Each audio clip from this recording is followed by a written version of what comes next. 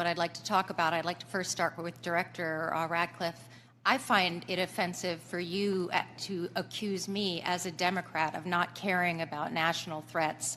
I very much wanted to talk about those. In fact, had prepared questions in advance of this hearing about those threats, specifically about biosecurity and bioterrorism, but I don't have time to ask those questions because the threat is in the House. The threat is across the dais, and I need to ask these questions. It's my job to ask these questions of you. Because when I served in the military and I served in classified environments, had this happened to me, I would have walked my resignation in immediately. This is not okay. Communicating these sorts of things in Signal is not okay. Targets, times, those kinds of things are absolutely classified, and we all know it. I know it.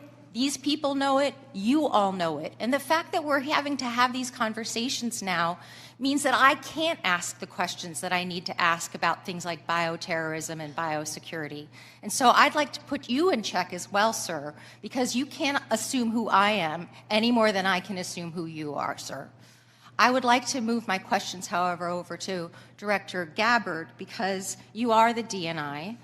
You do have an obligation and a responsibility. I'm going to speak to you specifically about the fact that you have spent much of your 40 days talking about the importance of making sure that we don't reveal classified information, making sure that we don't leak information. You're a former battalion commander in the Army. I don't think that you would have necessarily appreciated the kind of leaking of information that I believe absolutely did happen in this Signal channel and is worthy of a further investigation. In fact, this committee established something called 50 U.S.C. 3235A, and this committee, on a bipartisan, apartisan basis, requires you, the DNI, to swiftly notify Congress and the Intelligence Committee if you're aware of any sort of significant unauthorized disclosure or compromise of classified information, which I would argue this has all of the markings of being that. And so if you, as the DNI, see such a thing anywhere within your organization's purview, you have the obligation to begin an investigation to report back to us on that. Would this seem to qualify to you as something worthy of that investigation?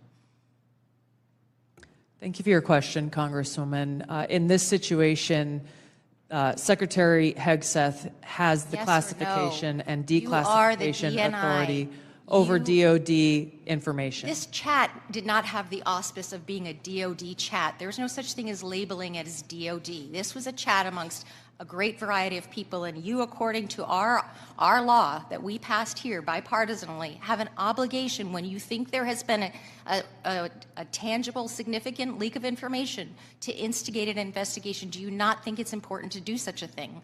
Well, the National Security Council is investigating this inadvertent leak. And again, I point to Secretary Hegseth as having the classification. I would argue that Secretary Hegseth, if he had the dignity that he needs to have, should be walking his resignation in, because I believe that his probably is heading toward being relieved of his duty based on what I think are significant and illegal leaks, most likely. I would like it if you would please commit to this organization that you will follow the law, and I would like it if you would also investigate what is likely to be more than just this chat. Because if there's one, there's more than one. If there's smoke, there's fire. Would you please obligate yourself and your organization to that investigation? Yeah, Congresswoman, yes, I will follow the law. Thank you. I appreciate that. And Director Patel, I learned just recently that you only heard about this yesterday, which blows my mind since I heard about it 2 days ago, and I'm just a low on the dais, junior chipmunk here. Did you really only hear about this yesterday? The exact timeline I'm not aware of, but yeah, I think it was yesterday or the night before. And now that another day has passed, do you believe... Well, actually, it was the night before the hearing. Now that another day has passed, do you believe that it's now time potentially for the FBI to open an investigation into this? I'm not going to comment on that. Because you're the director of the FBI, you don't believe it's appropriate to comment on that? Because there's a process in place, there's an ongoing litigation, and the National Security Council is reviewing this matter. And I'm not going to discuss any open or closed investigations. That ongoing investigation, literally, the lawsuit happened today or yesterday afternoon, and the idea that you don't have an opinion on this at this point is frustrating to me. No, it's not. I'm not going to prejudge any matters, and the men and women of the FBI will call the balls and strikes. Reclaiming my time, not sir. you. Sir, Mr. Chairman, I'd like to have... Gentlewoman's recognized. You have 4 you. seconds remaining. No, I have more than You have that. 2 seconds Mr. remaining. Patel would not acknowledge... Gentlewoman's time has expired.